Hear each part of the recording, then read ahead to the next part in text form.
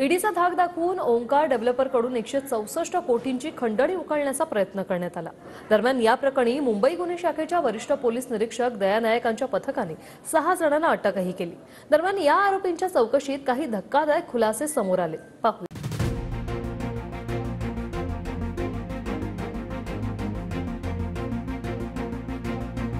ईडीच्या नावानं व्यावसायिकांना धमकावून खंडणी मागणाऱ्या टोळीचा मुंबई पोलिसांनी पर्दाफाश केलाय। मुख्य आरोपी हिरेन भगत आणि इतर 5 आरोपींना पोलिसांनी अटक केली आहे। ईडीच्या नावानं धमकावून मुंबईतील ओंकार बिल्डरकडून खंडणी उकळण्याचा प्रयत्न। ओंकार बिल्डरकडून 164 कोटींची खंडणी मागितली। खंडणी प्रकरणी मुंबई पोलिसांच्या गुन्हे शाखेकडून 6 जणांना अटक। अविनाश दुबे, राजेंद्र शिरसाट, राकेश केडिया, कल्पेश भोसले, अमेय सावेकर, हिरेश उर्फ रोमी भगत अशी अटक करण्यात आलेल्या आरोपींची नावं आहेत। मुख्य आरोपी हिरेन भगतच्या चौकशीत अनेक खुलासेही समोर आले आहेत। पोलिसांना हिरेन भगतच्या घरातून MP5 मशीन गन सापडली। या मशीन गनचा वापर डिफेन्स फोर्सकडून खास ऑपरेशनसाठी होतो। दरम्यान ही मशीन गन हिरेन भगतकडे कशी आली याचा तपास सध्या सुरू आहे। हिरेन भगतच्या घरातून 40 कोटींचं घड्याळ आणि जिवंत काडतूसही जप्त करण्यात आली।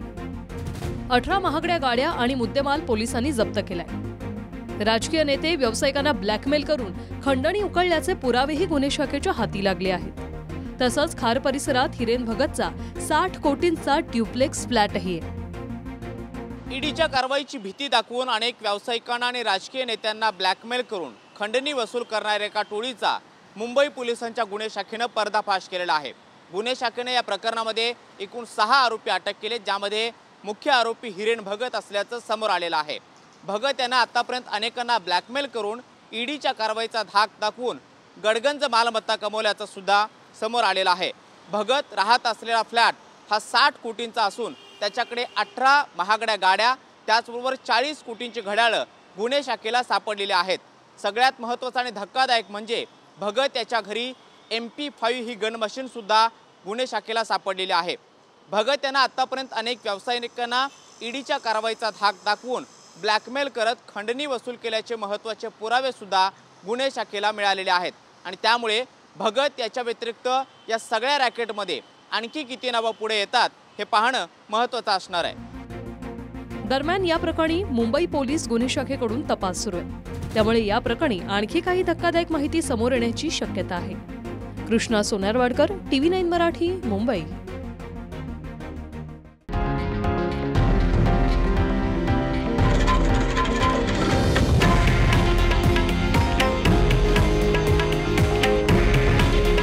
हे आहे देशातील नंबर 1 न्यूज नेटवर्क आणि आपण पाहत आहात TV9 मराठी। काळजी तुमची, हित महाराष्ट्राचं।